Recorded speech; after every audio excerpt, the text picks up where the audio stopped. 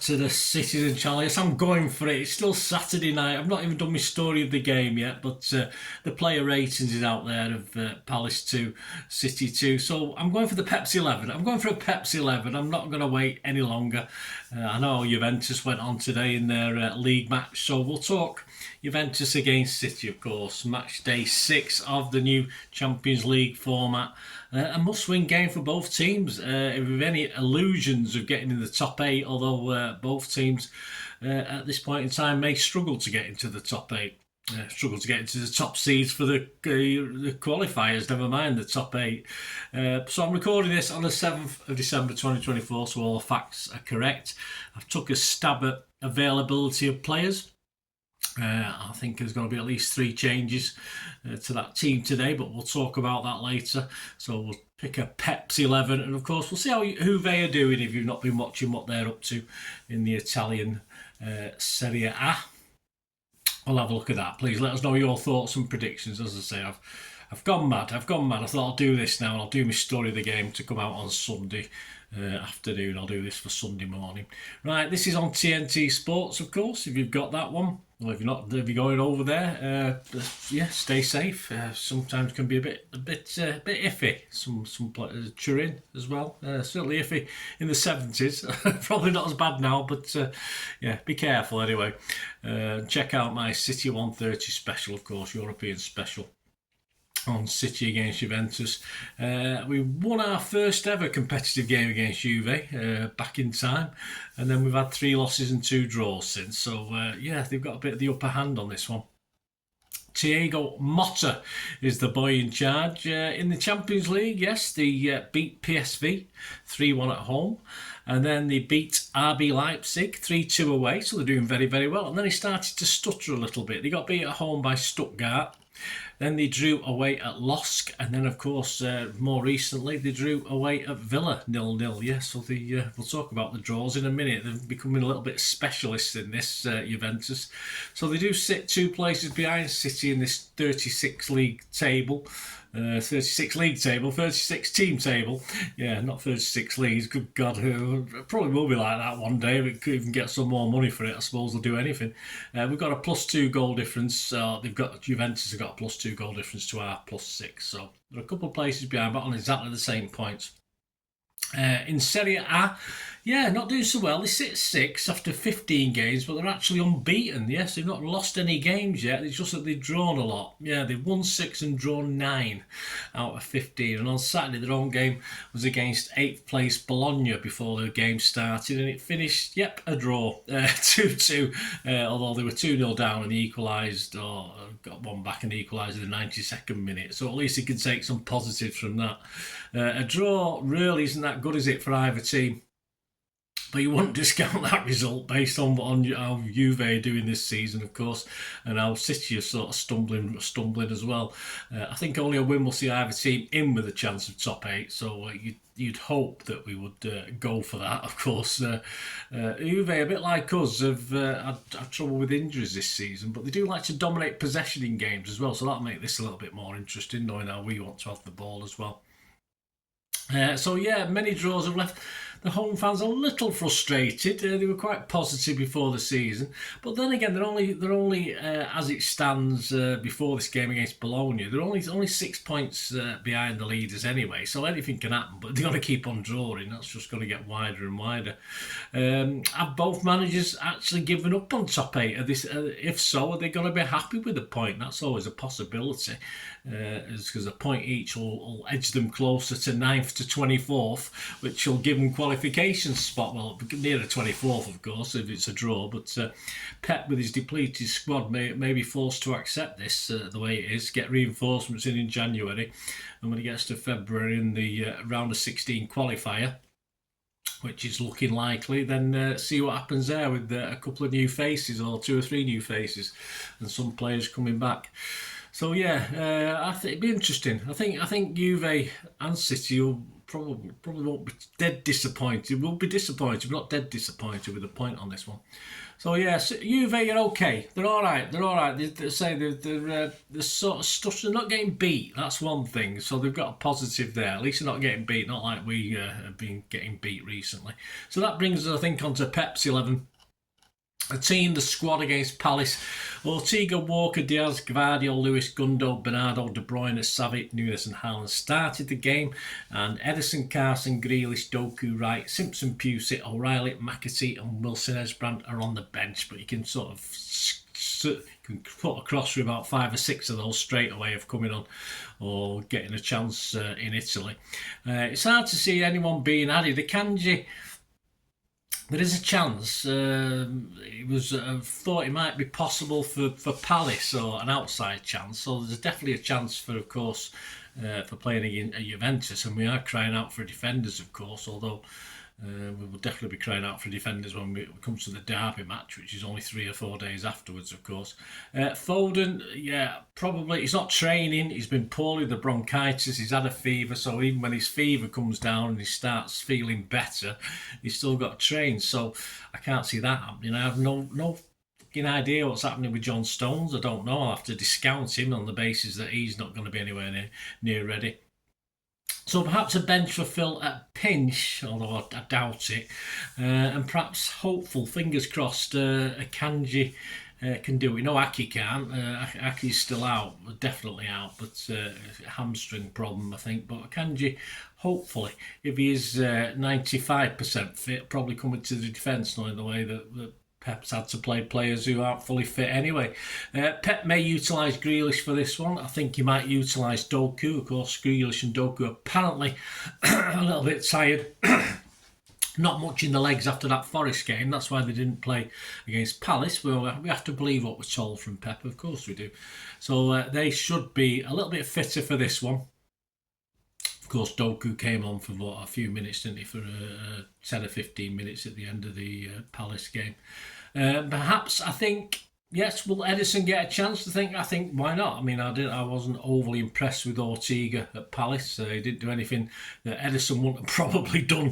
He didn't save anything that Ederson wouldn't have saved, etc., etc. So, on the basis that Ortega's had 2 games and he didn't exactly cover himself brilliantly against Palace, excuse me, I think Ederson will come back in for this. Who will miss out have started that game? Well, Lewis might be on the naughty step. He's obviously can't play against United, so on that basis Pep might play him against Juventus. And of course Doku may just be a straight swap for a pretty not a great performance from Savi, so I can't see Savi keeping his place. And if Gundo plays yet again, will Grealish play alongside as he did in that game against Forest? And would it be Nunes who gets edged out? Be interesting to see. So with those whys and wherefores and ifs and buts, this is my starting 11. Now I've put a very shaky Akanji into this starting 11 on the basis that he's okay. Don't ask me to say what it'd be if Akanji's not playing, but I'm going to put him into it anyway. This is my starting 11 for Juventus away. Let me know your thoughts, guys. Ederson, Walker, Akanji, Diaz, Gvardiol, Grealish, Gundo, Bernardo, De Bruyne, Doku and Haaland. Of course, you could switch Lewis for Walker, I suppose. Pinch, because Walker, I don't think there's any doubt that he was our worst player on the pitch against Palace. Well, you can argue that, of course, but I don't think so.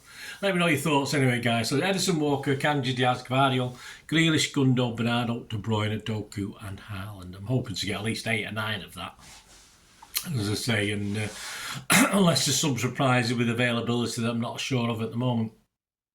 On to the predictions. Andy Morrison, yeah.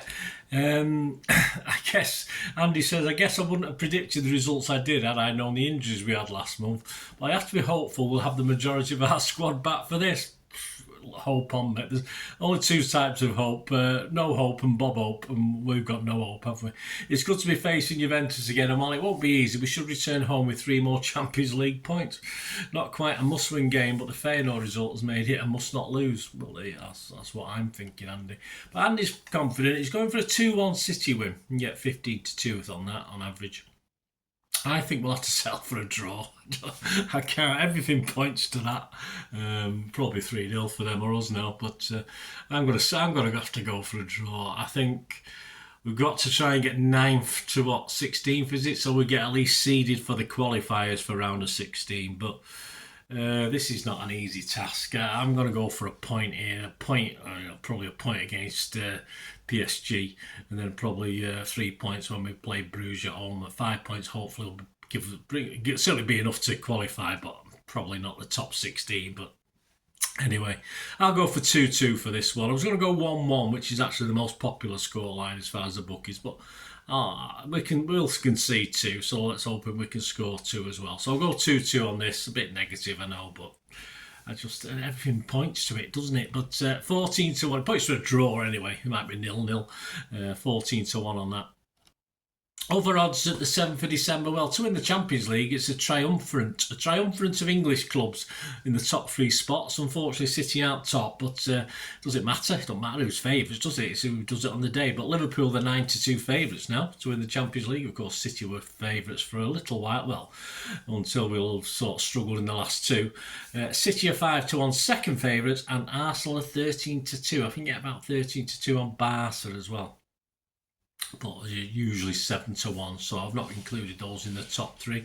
So top 3 are English clubs. Juventus themselves, you can get 66-1 to win the Champions League, which is probably fair the way they're playing. Most popular scorelines, as I said, 1-1 was 11-2. A 1-0 City win is 13-2, and a 2-0 City win is 8-1. The match odds themselves, if you're a Juve fan, you do a little profit from a Dutchin on this one.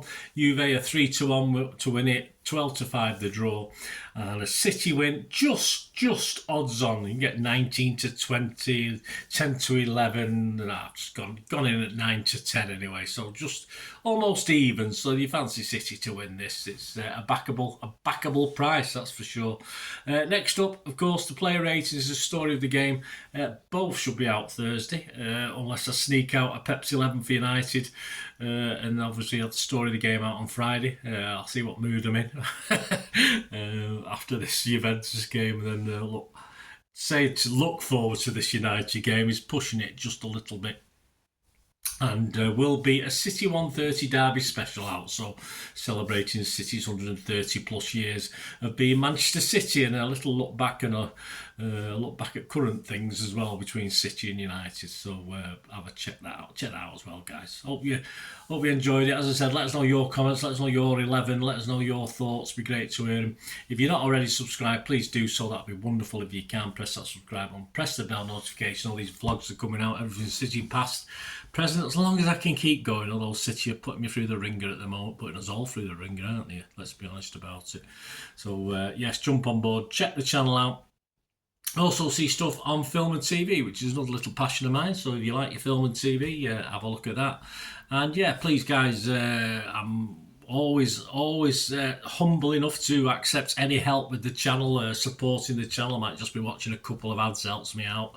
So if you can stay tuned for the next couple of minutes just to find out ways you can support the channel. I hope you enjoyed the feature, and yeah, if you can support me through the subscription, if you can subscribe, guys, that'd be wonderful if you've not already done so. We do actually have memberships at the moment, just 99p a month, so you get access to all my City stuff, including all the history vlogs, dozens and dozens not been published yet that you get immediate access to, and every time I do a edit and do a vlog, you get immediate access to it as well. So you can have a copy of scripts as well if you want any hard copy of the sort of things I do on matches and teams and managers and players, etc. So if you can join the membership, that'd be wonderful. We do have sponsors at the moment. Piat 6505 are our current sponsor. They have a little eBay shop, so if you check in the comments section, there's a link there to the shop. They sell movie posters from the 90s and 2000s. They sell DVDs, some classic Hollywood movies, some classic foreign language ones. And if you do see anything you fancy on there, if you do place an order, just mention me, just say Bernard sent you, and you automatically get 10% reduction in the cost of your order. So fill your boots, guys, and my thanks to P6505. And yeah, if you want to support the channel just by watching the ads, that helps. Watch the ads, let them play through while you just have to check your phone or something, let it play out.